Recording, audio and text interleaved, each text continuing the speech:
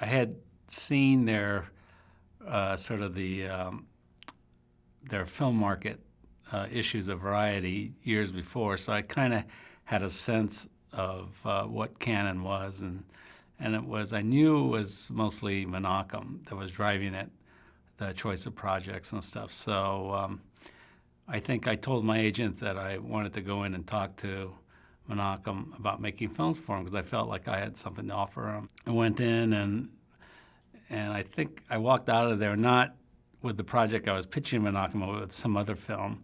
He gave me the script to and said, "I want you to be shooting in a month, and this is the script I want you to do."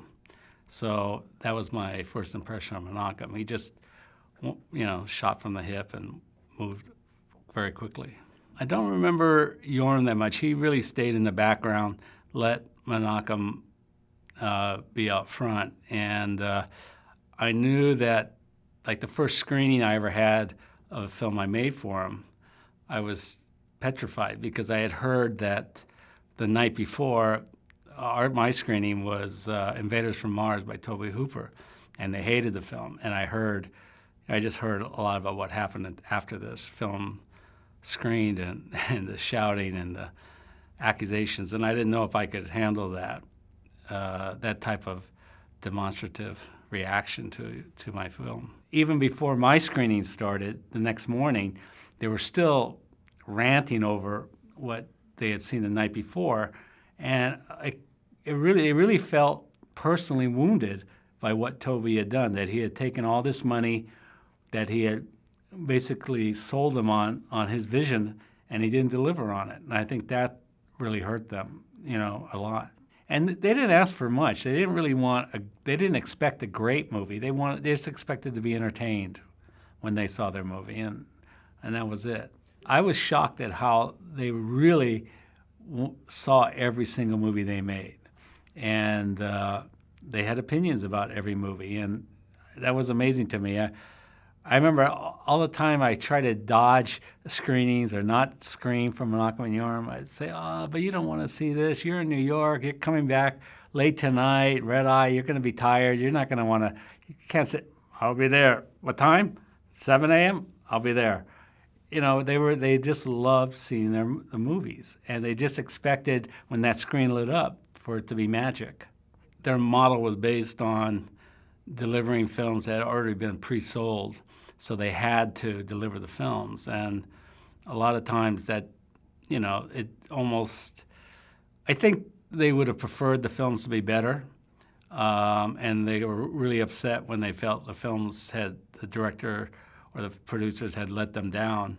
But, at the end of the day, they had to deliver the film. Yorm was very much a businessman and tried to maintain some costs and efficiency. And I was, I knew that my side of things was more looked upon favorably by Menachem. I think Yorm was very smart in the business and the financial side. And obviously, what has come out of that training was people like Avi Lerner, who learned a lot about how to manage sales and basically how to make sure that no matter how the film turned out, you weren't going to lose any money on it. And I think that's what Yorm really brought to the canon mix until it just the films got too big and too much was riding on the quality of them. And he just couldn't control that to the point where it wouldn't damage the company. Menachem was he kind of had more like Avi Lerner's ambitions for the projects, the stars and the stories, and try to take advantage of making films that artists wanted to make, and thereby attracting better grade of talent and directors and filmmakers. But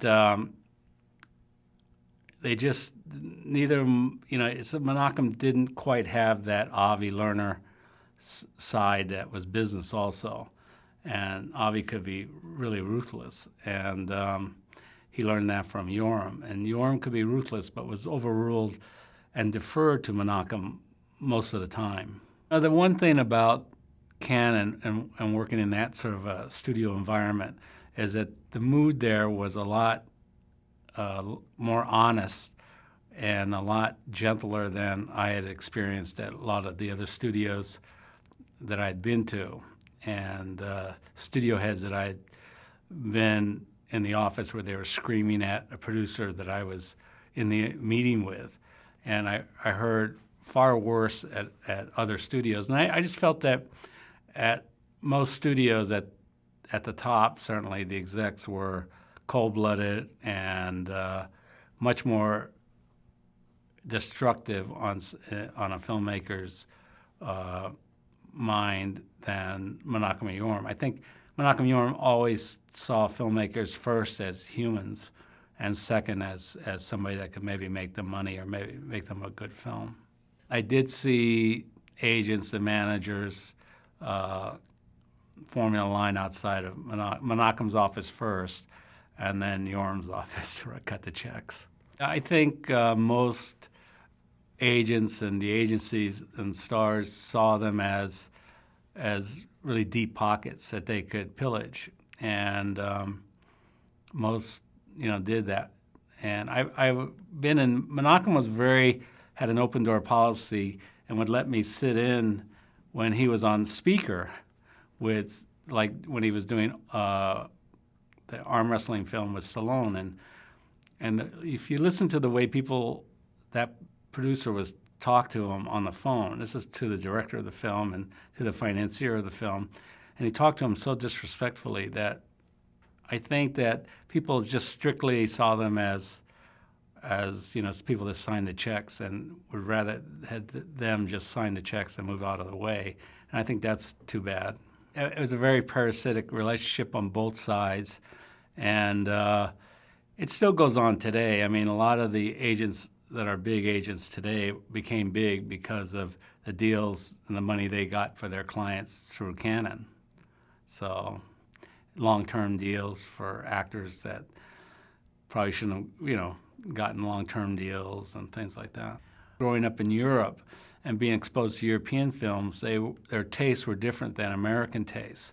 King Lear was a bizarre movie, and yet it's totally makes sense when you see it through their eyes, but it doesn't make sense if you're an American film goer. I think that they respected Godard, and I think they really loved like Breathless and those movies from the French New Wave. And again, those are movies that were a part of their formative years when they formed their taste in movies. And same reason why they like John Wayne movies.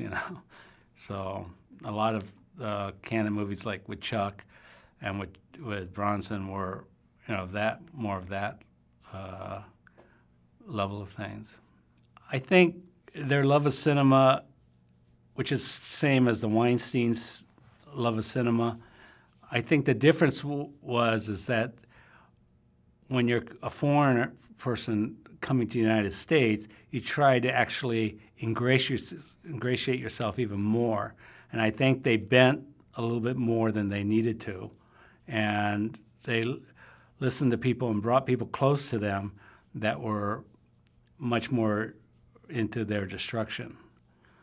I mean, that's just from what I've seen, knowing the people that were around them, I've always felt that it was their management team and all the departments that were much more destructive. They were always the ones at Canon that they're spreading bad rumors about the company. And it was never the directors, the filmmakers. It was really more the executives in all the departments. Menachem really refused to see it. He refused to see some of the really bad people that were in their company. Chris Pierce, in particular, would just arbitrarily just cut their budget. And you'd try to explain what it was he was cutting, and he wouldn't even, he'd laugh at you. And to me, that's destructive. That's not really an open dialogue about trying to, okay, you don't have this money, okay, how do we deal with it? Can you deal with this? Can we do it this way? And you work it out. But there wasn't any of that. And below Chris, there was the production people that were just really bad. I mean, just bad. It's just the worst environment and the worst people to be around in post-production. And I mean, they definitely overspent and were not careful with how they spent their money, but they were nudged in certain directions that everybody, I mean, certainly any filmmaker of knowledge would recognize what was going on. And they really took advantage of first-time people. You know, the middle management people would take advantage of the first-time directors and make sure that, you know, like Masters of the Universe, there wasn't any reason why that couldn't have been better. And they had enough money, they just lacked guidance and support from the middle managers to say, hey, Gary, what if you did it this way? How about if we don't shoot this in Los Angeles where it costs an arm and a leg? What about if we did this, you know, like anywhere else, Louisiana today or someplace else, you know, or go to Australia or any place else where there's tax credits or something that can stretch the dollar. You know, somebody that was willing to sit down and help Gary. Instead, Gary and even Rusty were just left to their own devices, and of course, you know, just doomed to failure. And then they could always turn around and say, but look at Menachem. See, Menachem, you're so stupid. Why'd you give all this control and stuff to? It was just bad. I did films before the crash that the money was there. You know, you just had to be very efficient with it. And Menachem and Yoram weren't dummies. I mean, they understood the business. They understood filmmaking, and they understood how to be efficient with a nickel. I remember coming into their office early on Black October, the day that the stock market crashed in, I think, '86, and seeing him and Menachem and Yoram playing backgammon alone.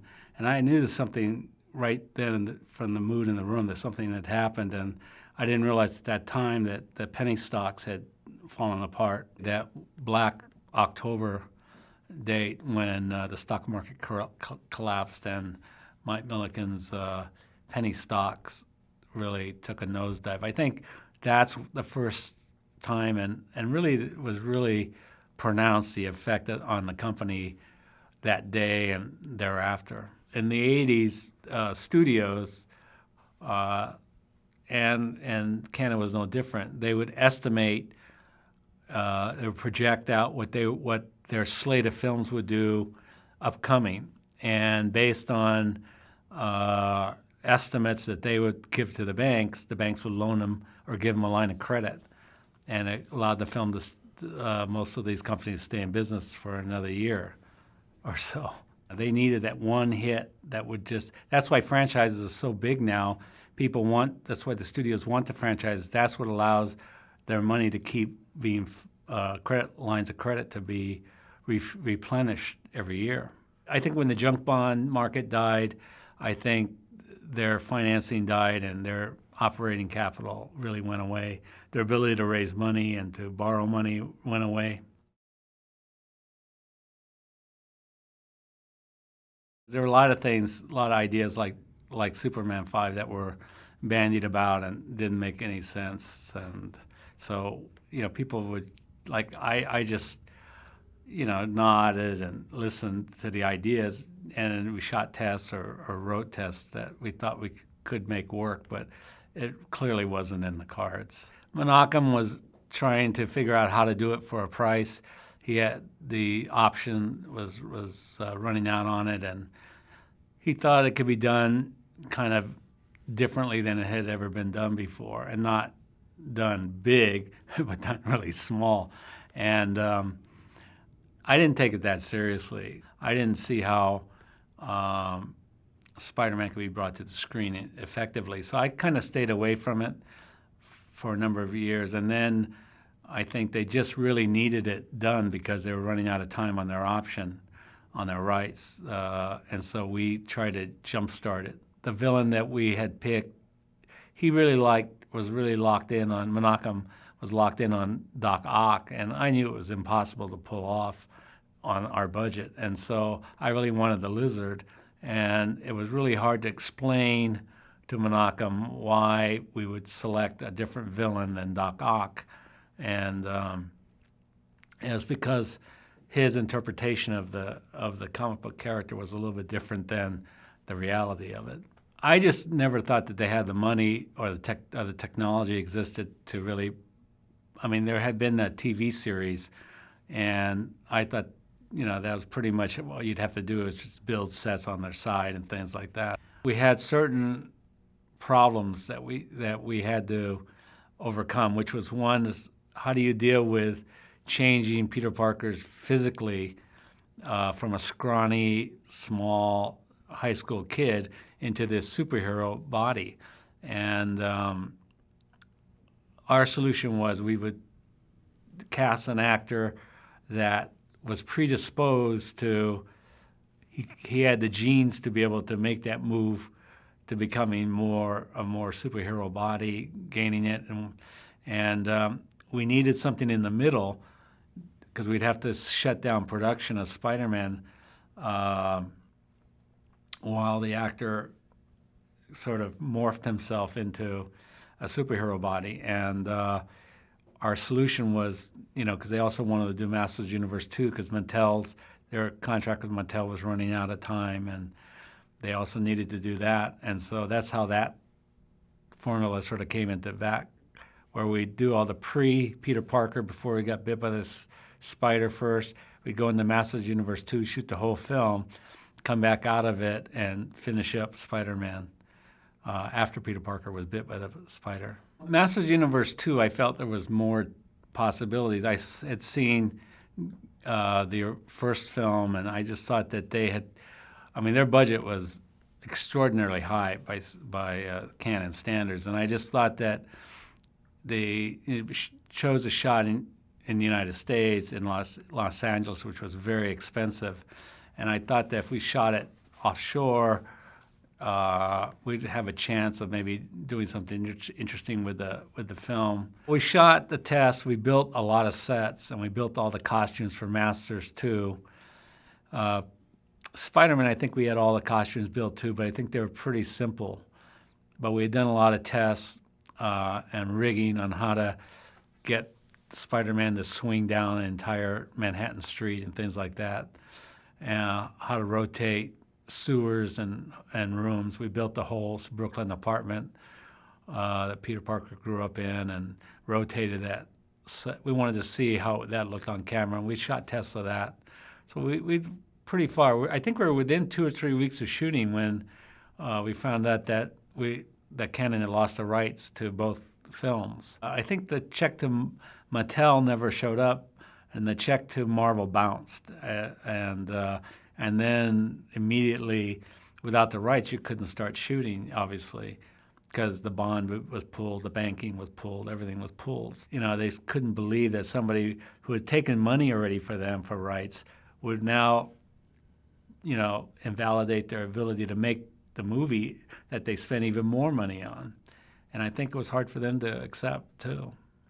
And we're sitting there with literally, millions of dollars worth of prep and sets. We try to shut things down as quickly as possible, and I don't think there was any conflict about doing that. And the only difference was coming up with an idea for a movie where they could recoup, where they stood a chance to recoup the enormous amount of money they have put out. Well, we're really trying to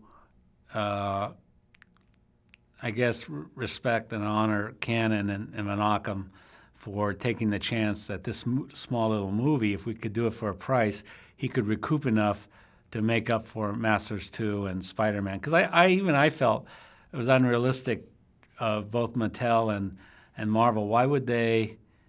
And with later on with Captain America, we had problems with Marvel, and so I understood a little bit about the hostility that Canon got from those two companies, and I just didn't understand it because they had been enriched by Canon, and I didn't understand why they wouldn't want to help Canon make the best movie they could. And so I think Cyborg was really the reason it looked as good as it did, and was because we really wanted to try to deliver something to Menachem and Yoram.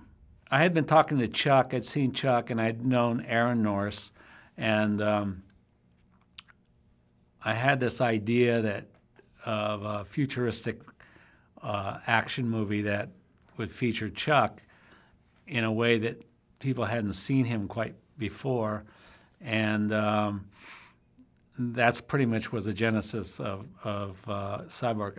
It wasn't called Cyborg then; it was called Aftermath, and it really dealt with where the United States was falling apart, and Chuck was worked for the National Guard and was stationed in another city. And it was about his journey back home to try to get home to Atlanta to see if his family was still okay. And that's what.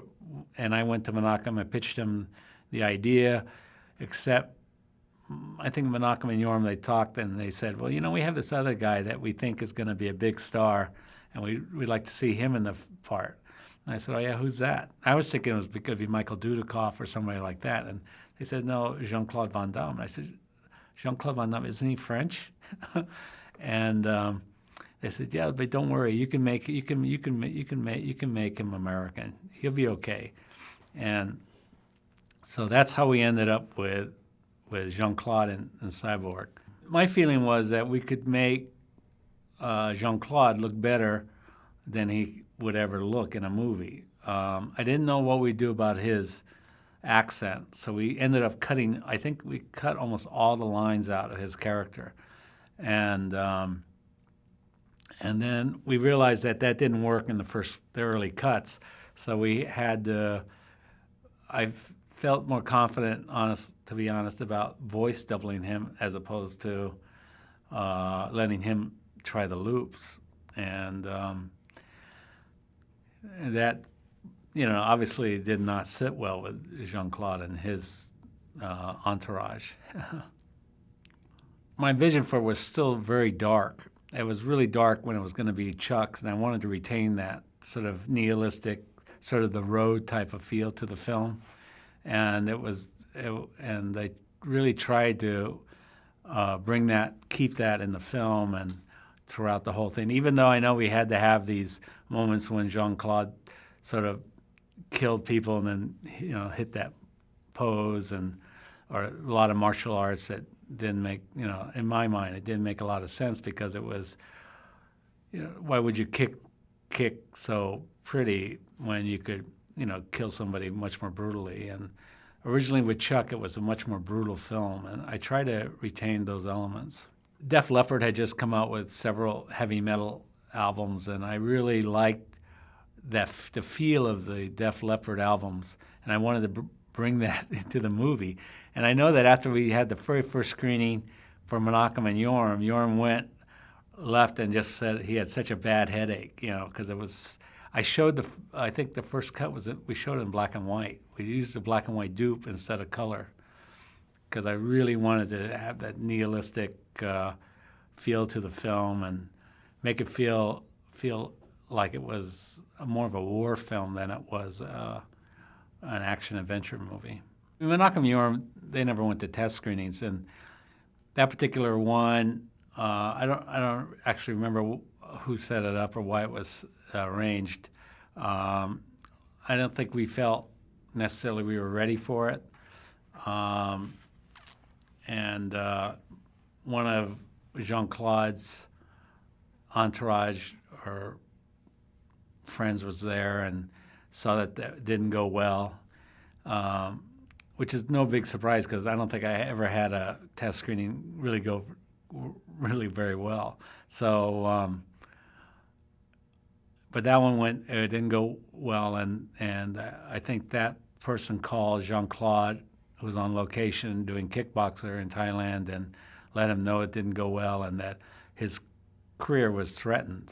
I think that they wanted to please a star, and they were still a star-based studio. And when Jean-Claude came to Menachem and said, I can save this, I can make this better, he had done so on Bloodsport, so Menachem let him.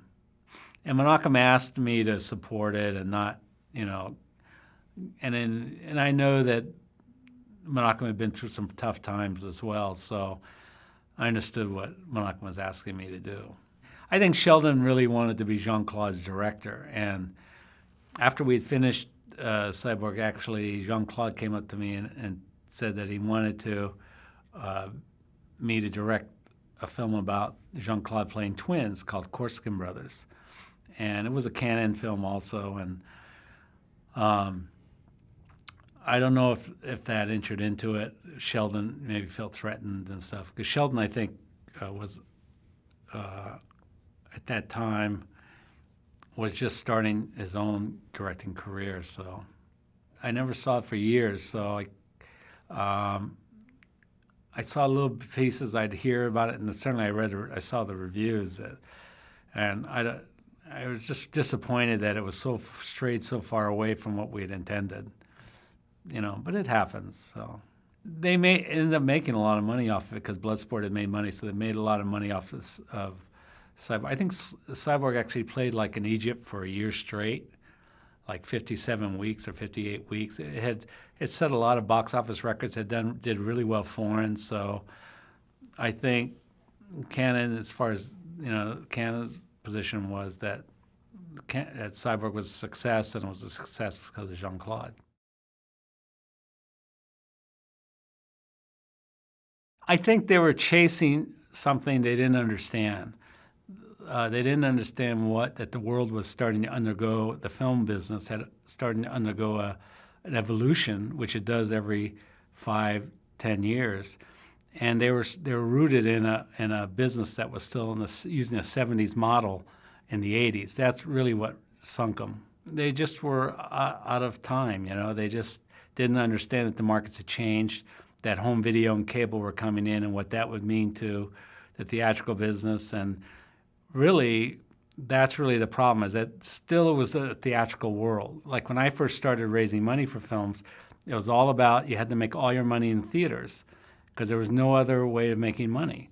And I think that they still didn't quite understand home video and cable as sources of income that could fuel and make a hit out of a movie at a reasonable amount of money, at a reasonable cost.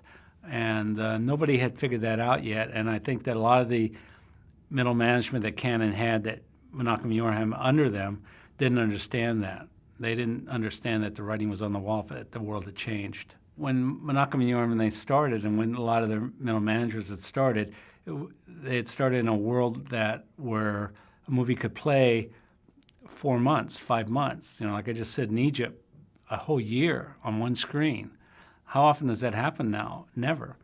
And it was changing then, except they just didn't see it. And they also didn't take advantage of home video and what cable, HBO and Showtime, what those releases would have meant to them financially.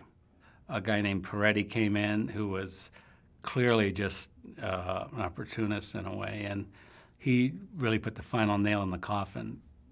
And it was too bad. It was really sad to see the two cousins at odds over things that they would have just gotten past year earlier. When Peretti came in, it changed things dramatically. The sort of the tenor or the feel in the rooms were different. It was much more cold-blooded. It was very clear right away to everybody that Peretti was trying to destroy Menachem in a sense, and destroy Canon and break it up and sell the library, and was looking to raid its books so that he could get loans. And it was very clear, although I think Menachem and Yorheim, they just wanted to believe that this was their white knight savior, and they just ignored all the signs that he was really a raider. Corporate raider is what he was. And he was just trying to figure out a way for him to increase his cash flow that he needed.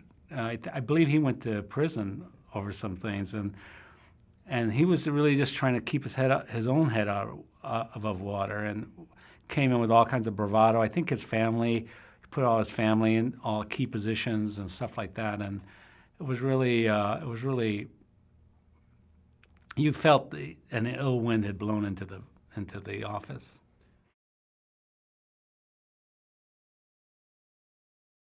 I knew from the last days of Cannon, that Menachem had been terribly wounded, both, personally with the breakup with Yoram and with just how dark people ended up really trying to hurt him at the end. And I thought 21st Century would at least be a company that was built along the lines of that he wanted.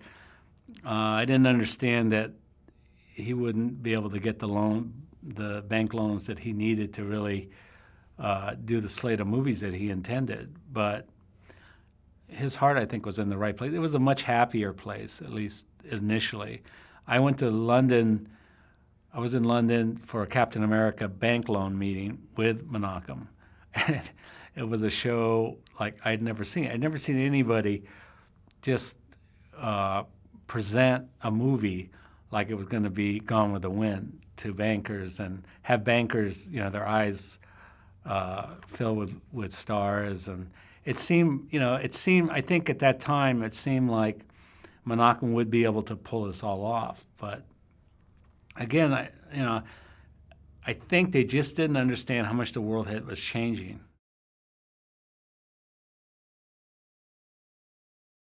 The sad legacy of Cannon is that, if anything, Cannon promoted a lot of people into positions of power that really didn't deserve it, that really weren't worthy of Menachem and Yoram and their vision. I think it's more of a cautionary tale. I don't think it has any real influence except in people's minds of how not to do something. But I think it's really all the things that Cannon went through and all the things that people deride it and criticize it. Many, many companies have gone through it since. I mean, Coralco and even Miramax, the Weinsteins. I mean, all of them have danced on the edge of bankruptcy and liquidity. And I think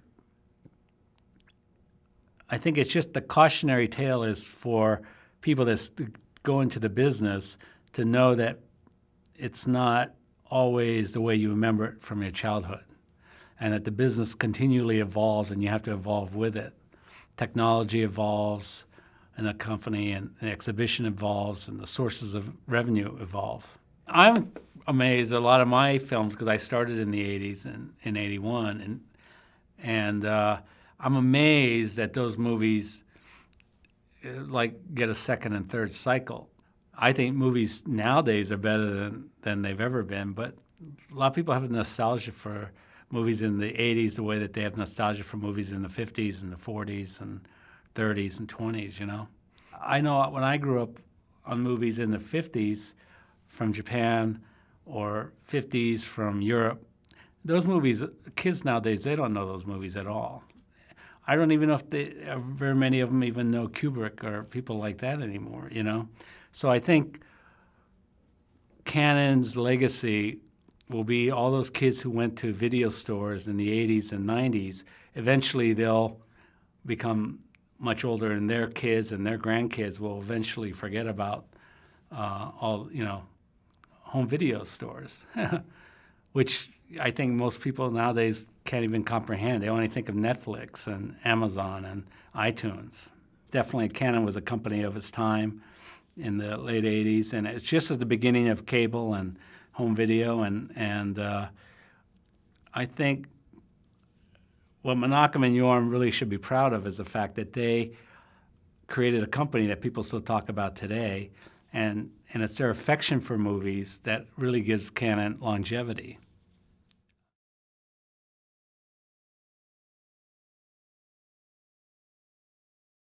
My own family comes from Eastern Europe. They're Eastern European Jews, and actually, so to me, Menachem and Yoram almost seemed like relatives of mine. And same with the people who kind of took their place. Avi Lerner and those guys. They seem like they got that Eastern European kind of a shtick about them.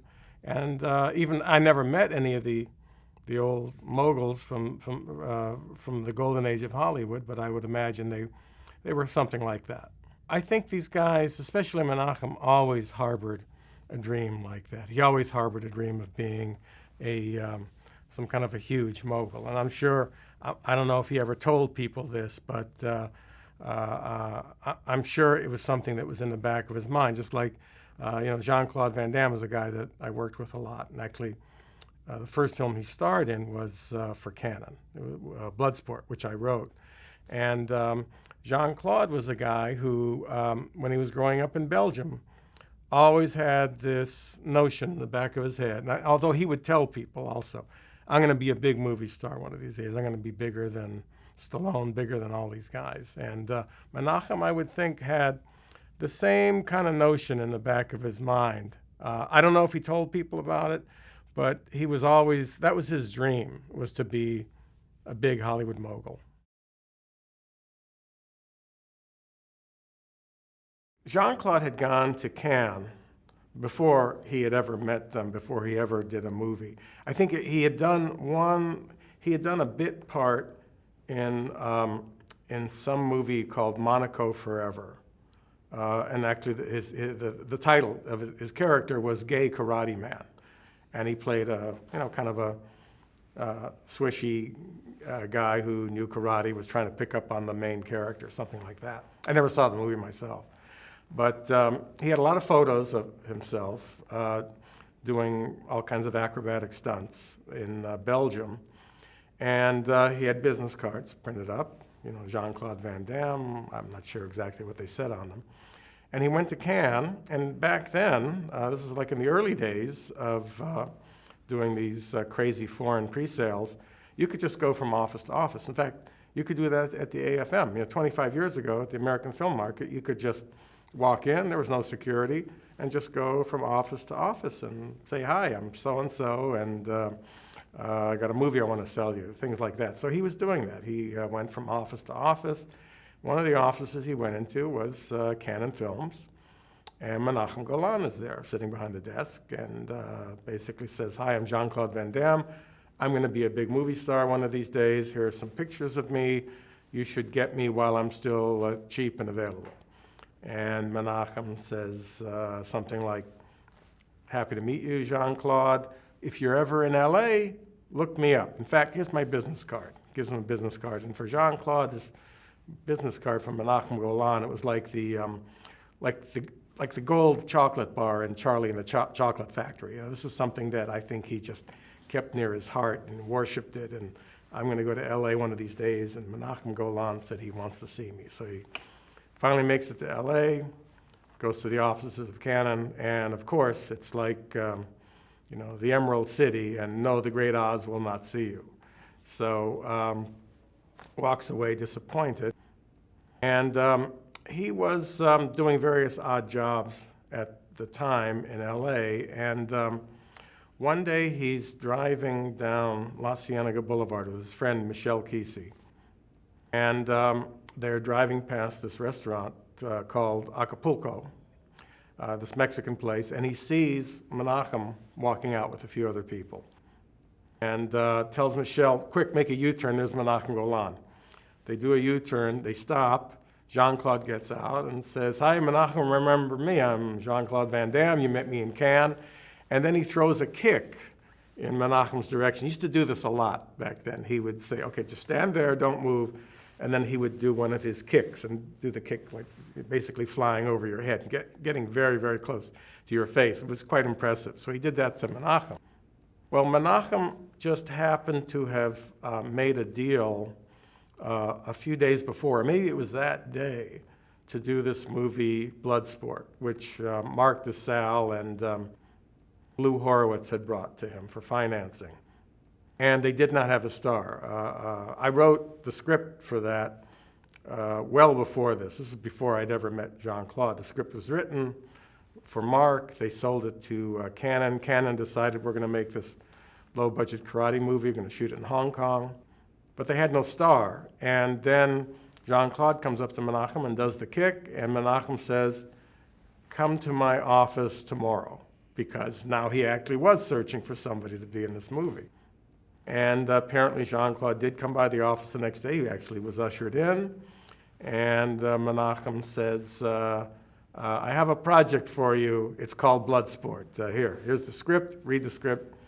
Tell me if you want to make this movie. And that's pretty much how it happened. And I think just a few months later, he was on his way to Hong Kong to make the movie. He was the real deal. You know, he really could do all this stuff. A lot of the stuff that he did in the movies was, flamboyant, but he was doing it for the camera. He knew he was making a movie, and so he would do all these fancy kicks that you would never do in a real-life fight. But on film, they looked terrific. But yeah, he was the real thing. He was a real martial artist. Mark and Sal showed it to Jean-Claude and myself, and we were depressed after we saw the first cut. It was really, it was really horrible, and Menachem thought it was horrible. Menachem said, I might have a 3-picture deal with Jean-Claude, but I'm never doing another movie with him again. This guy's terrible. This guy's not even an actor. In fact, Menachem's word for Jean-Claude was poison. He's poison. Bloodsport is an embarrassment. It's going to go straight to video. And this is back in the days when not everything went straight to video. If something was really a disaster, you could put it straight to VHS. But Menachem was not even going to release this theatrically. He thought it was so bad. They brought in this guy who was, like a film doctor for a lot of their films. And he recut the movie, basically.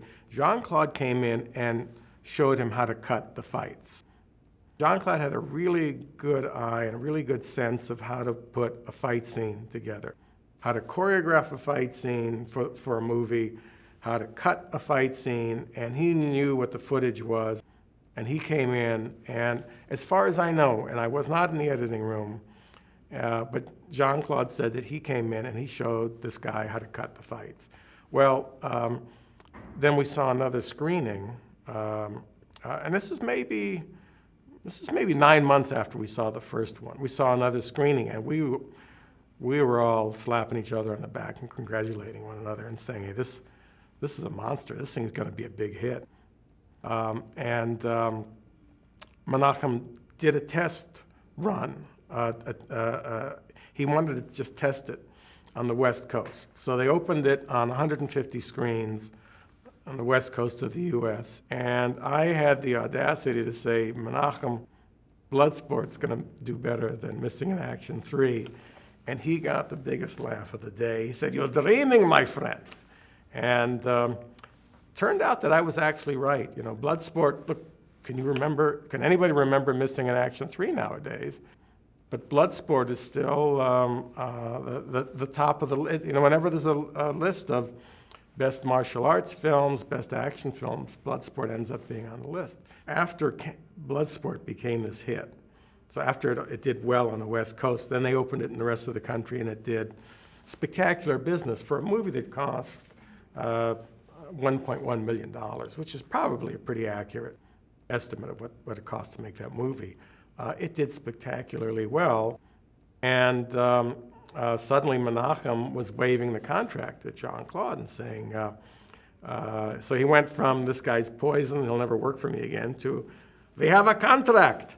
I actually went with him to Menachem's office when Jean-Claude he'd been given an offer by Imperial Entertainment, people we ended up doing Lionheart with, and a couple other smaller production companies, one of which made Kickboxer. And he went to Menachem and told him, look, Menachem, I've got these offers to do other movies with other companies, but I have a 3-picture deal with you. So I wanted to come and talk to you first and give you the opportunity to make your movies before I do these other movies, before I sign these other contracts. And Menachem did not believe him. He thought he was just playing some kind of a bluff, trying to get him to make another movie. And I was actually there, so I actually saw this. And Menachem said, if these other people want to make movies with you, God bless you. Go make your movies. I'm happy for you. And basically didn't want to do anything. But then when Bloodsport became a hit, suddenly he's waiving the contract, saying, we have a 3-picture deal. With Cyborg, Jean-Claude was off in Bangkok making one of those movies that he signed to do, which was Kickboxer. And they were in the midst of production. They did not want anybody, they did not want, it was a closed screening, although they had 100 people that they recruited off the street to see the movie. And this was the original cut. And Jean-Claude got wind of it. He calls me and says, hey, see if you can sneak into that screening, which I did. So I went to the screening. And the movie did not go over well with the audience. In fact, about halfway through, people started laughing. It was like unintentional laughter. And basically, the final fight, where Jean-Claude and the villain are kicking one another and punching one another, the audience was in hysterics. They were in hysterics. It was just, it just became this big comedy for them.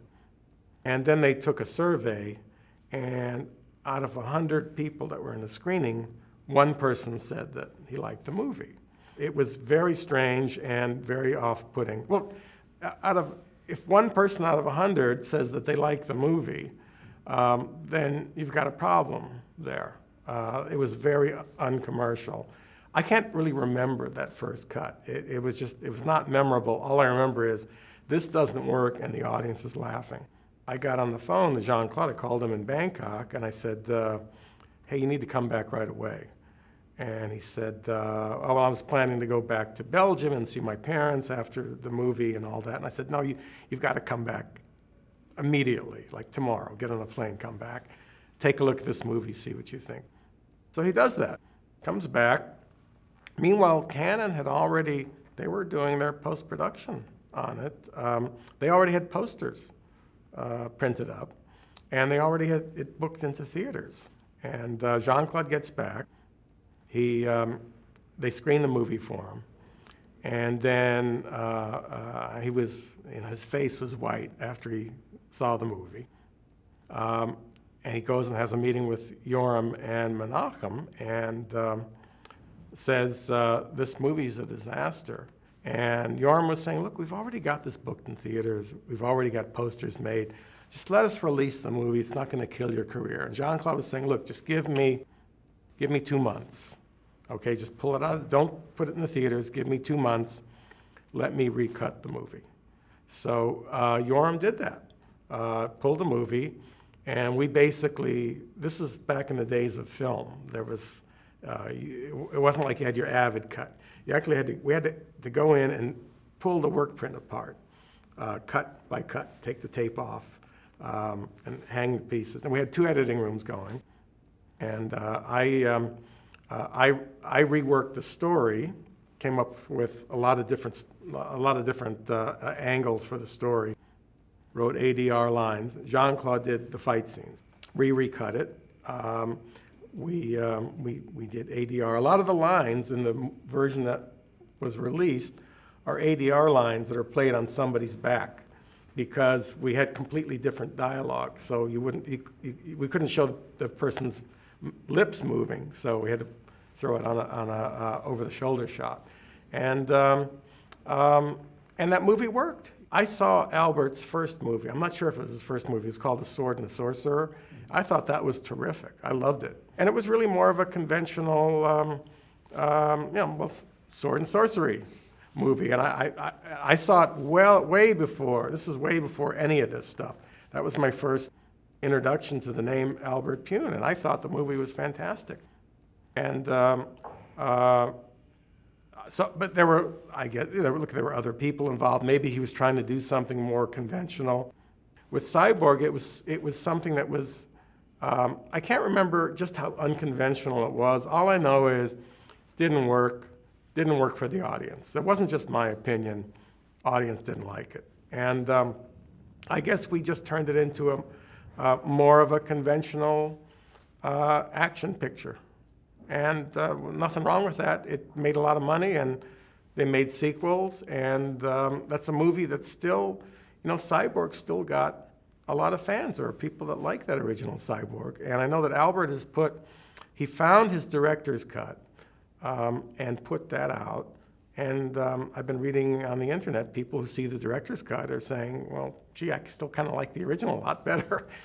So anyway, it stood the test of time, the fact that people still like that movie.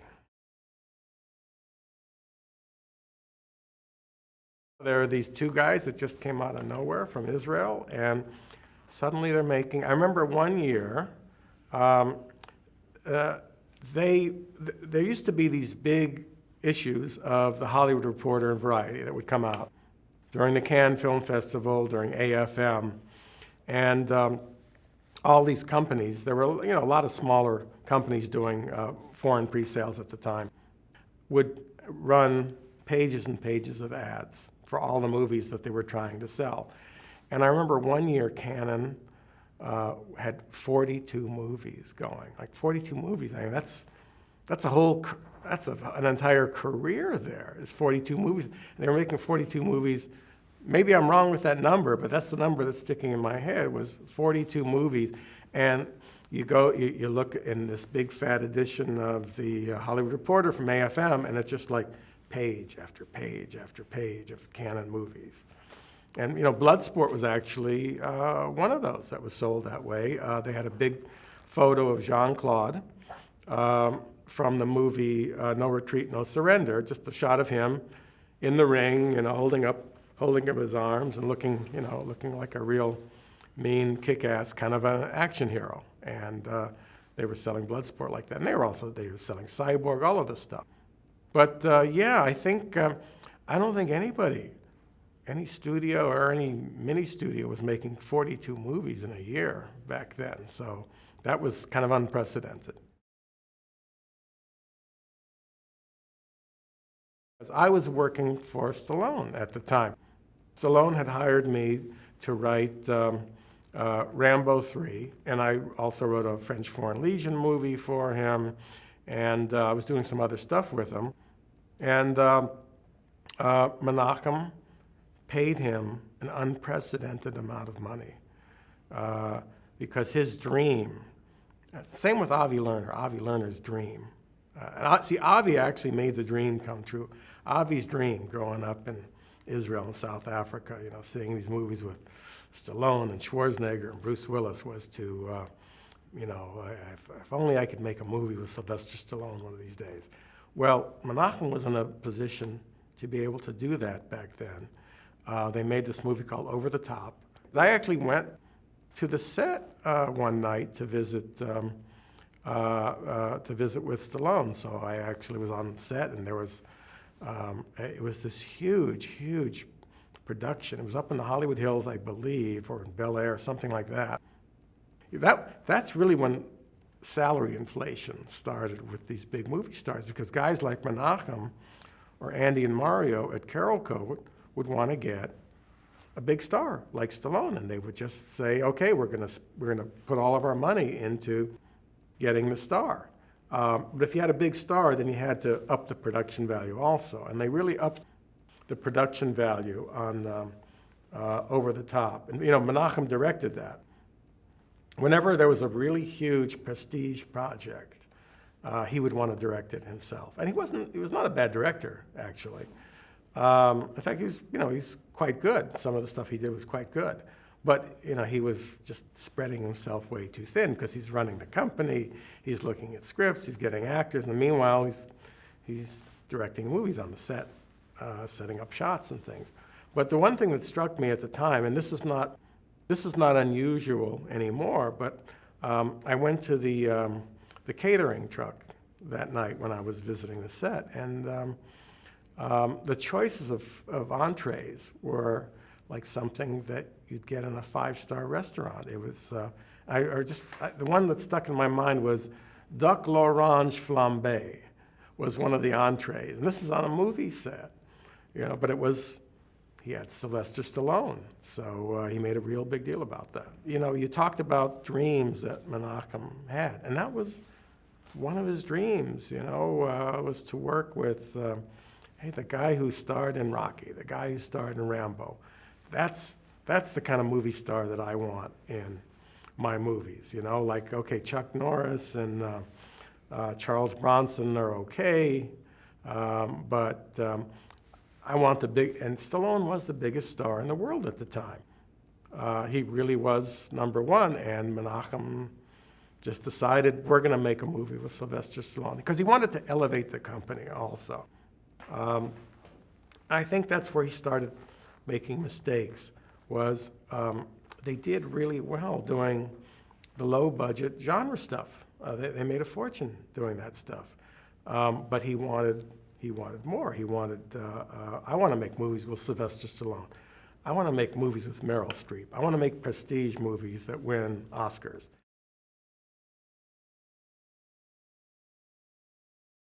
I've heard varying opinions about it, and I think for the most part, nobody had any pity for them going under. There was, I can never pronounce the word, it's like Schadenfreude or something like that. There was, they were kind of rejoicing in their misery because these guys had come on so strong and were beating their chests and were basically saying, we're going to take over this town.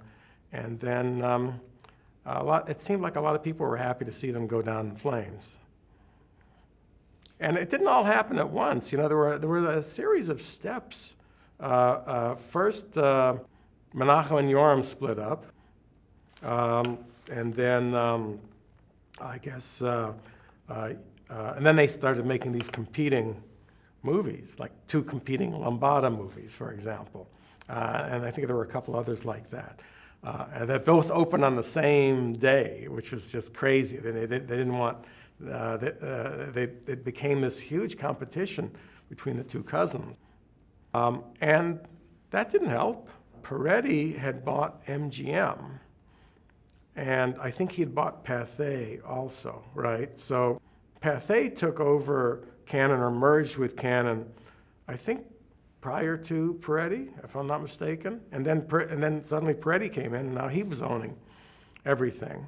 And on the other side, you had Menachem, who started 21st Century Films, and they also had I don't think they owned the entire building, but they had this, big offices. I went to their offices a few times. They wanted me to do some stuff for them. And I don't think they had a single hit. My own personal take on the reasons for the collapse was what I'd mentioned earlier.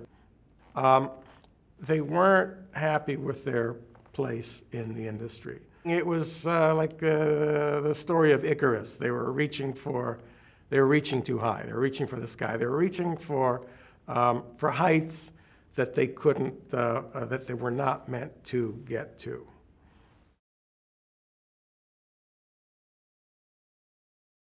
Millennium, Avi Lerner, Avi got into the business by giving. I think he put some money into those Alan Quatermain movies. I think King Solomon's Mines, because Avi was in South Africa, and he got the bug by, I think he met Menachem via Harry Alan Towers or somebody down there in South Africa, and started getting interested in the movie business. And then after Cannon went under, that's when Avi started turning out all these low-budget Cannon-like movies with a company called New Image, which was based in South Africa at the time. And then they decided to look for another place where they could make movies cheaply. And oddly enough, the guy who found Bulgaria was none other than Menachem Golan. Menachem Golan was the first guy who sniffed out Bulgaria and realized that Bulgaria had an infrastructure for making movies. There was a studio there were technicians there, they knew how to make movies. Avi Lerner basically saw the dream that Menachem had and went along for the ride on his own, decided I'm going to start doing this myself. I'm going to start making these low-budget action movies. I'm going to bring over guys like Boaz Davidson and John Thompson, and we'll crank out, and we'll get a big star or two. And Avi's dream at the time, when it was New Image, was if only I could get Van Damme, if only I could get Dolph Lundgren. Well, he finally got Dolph Lundgren, did a few Dolph Lundgren movies, And see, he was moving up incrementally. He wasn't thinking Stallone right away. He was thinking Van Damme. If I could just get Van Damme. And he was after Van Damme for quite a while. And then finally got him to do a few movies. I'm not sure if I don't think they signed a multi-picture deal, but in the same year he did Replicant, which Ringo Lam directed, which they shot up in Vancouver. And then he did a movie with me called The Order, which we shot in Israel and Bulgaria. And so he had Van Damme, then he had Van Damme for a few more movies. But see, Van Damme was a stepping stone for him. First he was making movies with guys like Frank Zagarino, who, you know, you probably don't even recognize the name, but and David Bradley, people like that. But he was making these little movies, and they were making money. And he was doing these action movies, low-budget action movies, first in South Africa, then Bulgaria. And then he incrementally started stepping up his game. And once he had Van Damme, then he moved up to the next stage. And he started getting Al Pacino, Robert De Niro, people like that. And he got them exactly the same way that Menachem would get stars. Just that Avi was a lot more cautious. Maybe Avi was just learning by example. He saw what happened with Menachem, because Menachem just did too much, too fast, too much money, and didn't wait till the profits came in before he started doing the next big project. And Avi didn't do that. And then Avi started getting, you know, the De Niros and the Pacinos. And how do you get guys like that? What's a project that you've always wanted to do that the studios would never greenlight for you? Well, I've got this script that I've always loved. Okay, we'll do that.